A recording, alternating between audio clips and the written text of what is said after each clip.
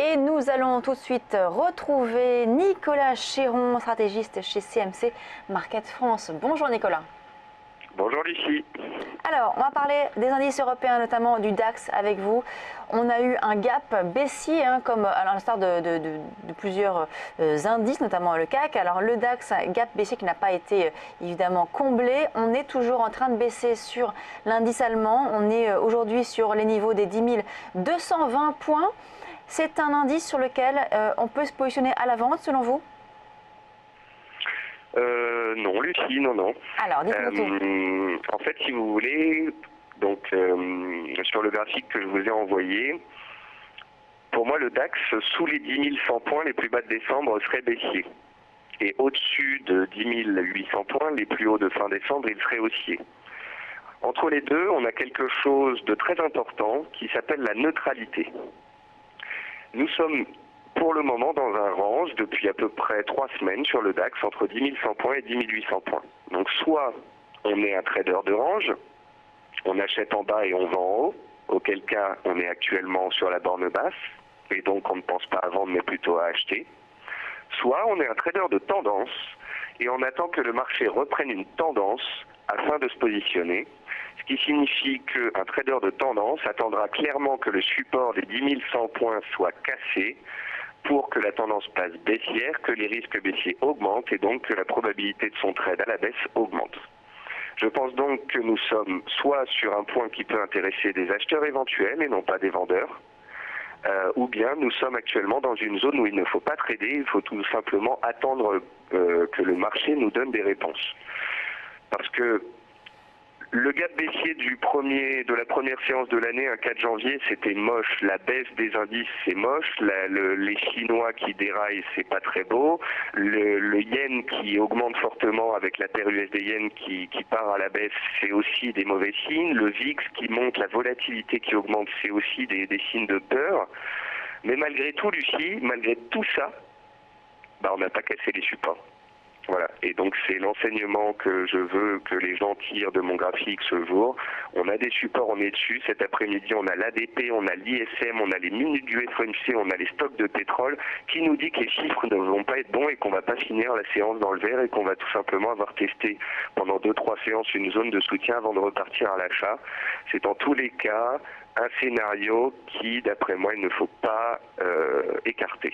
Voilà. Donc on reste neutre sur le DAX aujourd'hui en tout cas. On attend quelque part les publications des statistiques de la journée. Exactement. Aziz, opine du chef.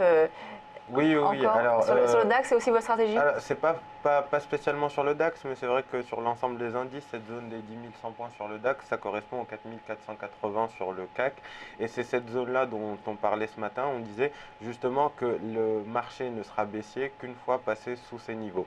Donc avant, on peut essayer effectivement de rien faire. C'est ce qu'on recommande d'ailleurs pour l'instant, parce que surtout si on veut se positionner dans le sens baissier, où on n'a pas un point d'entrée idéal, on est au-dessus d'un support, c'est le plus mauvais point qu'on pourrait vendre. Mais effectivement, pour les traders de range, ça peut être une opportunité puisqu'on revient sur un support. C'est dans ce sens-là que je suis d'accord avec Nicolas. La séance d'aujourd'hui va être très importante parce qu'on a un calendrier économique qui est très chargé. Effectivement, en fonction des statistiques qu'on va avoir, le marché peut réagir violemment dans un sens ou dans un autre. Mais est-ce qu'on peut se positionner du coup par anticipation, vu qu'on est sur un niveau important? C'est très risqué, on est sur un niveau de support. L'une des premières règles de l'analyse technique, c'est qu'on ne vend pas un support. Alors on peut éventuellement, pour les traders de range, comme le disait Nicolas, essayer de se positionner à l'achat et anticiper plutôt des statistiques favorables. Pour ce genre de trader, effectivement, on a un point d'entrée qui peut être intéressant. Pour les vendeurs, ils vont plutôt attendre la rupture du support, un éventuel pullback pour venir prendre de la hauteur et essayer d'avoir un point d'entrée idéal. Mais tout de suite, dans ces conditions, c'est vrai que c'est impensable. On passe au gaz maintenant avec vous, Nicolas. Le gaz naturel, c'est un de vos actifs chouchous. Alors, on en est où? On avait beaucoup baissé sur le gaz. On fait quoi maintenant? Alors on avait beaucoup baissé puisque les cours du gaz avaient été plus que divisés par deux depuis un an. On était arrivé sur des seuils historiques de prix puisque à 1,65 le gaz était sur ses cours de 1999, donc des plus bas de 17 ans. On avait vu ensemble donc qu'il fallait attendre une réaction avait eu lieu, on était passé de la borne basse du canal baissier à la borne haute, on a cassé la borne haute et ça fait à peu près une semaine que les cours du gaz stabilisent. On va avoir comme tous les jeudi après-midi, la publication des stocks de gaz. Deux options ici. Alors, je pars toujours du principe qu'on a suivi ensemble le gaz pour trouver une zone basse historique et pour que ceux qui sont intéressés se placent à l'achat une fois le signal donné. Donc c'est pour ça que j'ai tendance à plutôt le suivre à la hausse désormais. Si les stocks de gaz sont supérieurs aux attentes et que ça fait baisser les cours, ça pourrait faire revenir baisser les cours sur les 2,10. Donc c'est la borne haute du canal que je vous ai entouré. Et en fait c'est le point qu'on a testé la semaine dernière avec succès. Donc en fait si les stocks sont supérieurs aux attentes et que ça baisse et qu'on revient à 2,10, c'est une opportunité de pouvoir se placer sur un support préalablement testé avec un bon timing. Ou bien, option 2, les stocks sont inférieurs aux attentes, les acheteurs prennent la main, on casse les 2,30, la résistance sous laquelle on est depuis 6 séances, et on donne un nouveau signal haussier dans le sens de la tendance haussière de court terme qui a été créée ces 15 derniers jours. D'accord. Donc on attend les publications donc là aussi des stocks de gaz jeudi pour prendre position. On termine avec l'or. L'or également, vous nous en parlez. On est sur quel niveau sur cet actif? Alors, l'or, depuis le début de l'année, fonctionne un petit peu avec sa relation inverse avec les indices, avec sa petite notion de refuge, c'est-à-dire quand il y a de la peur sur les indices, de l'aversion au risque, eh bien l'or aura tendance à être recherché et regrimpe un petit peu. Donc là, c'est ce qui se passe, les indices baissent depuis 3 jours, l'or monte depuis 3 jours. L'or donne l'impression de sortir d'un triangle par le haut et de donner un signal. Bon, alors, si les indices se casse la figure, que l'aversion au risque augmente et qu'on commence l'année vraiment dans un mode baissier fort, alors je comprendrais que l'or décale encore plus à la hausse, accélère au-dessus des 1090 les plus hauts de décembre et nous valide un signal haussier de retournement.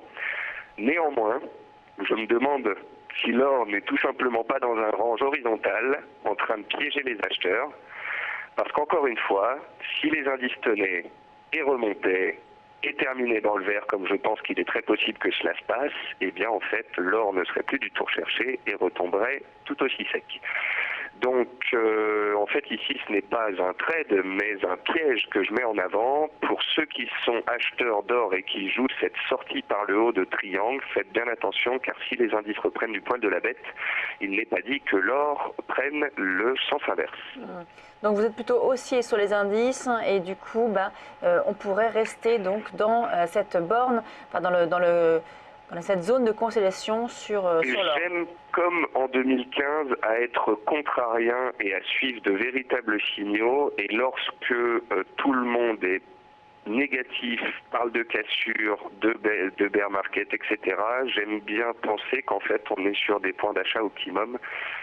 Nous ferons le point là-dessus demain peut-être. Oui, tout à fait. Merci beaucoup Nicolas Chéron. Bonne journée, au revoir.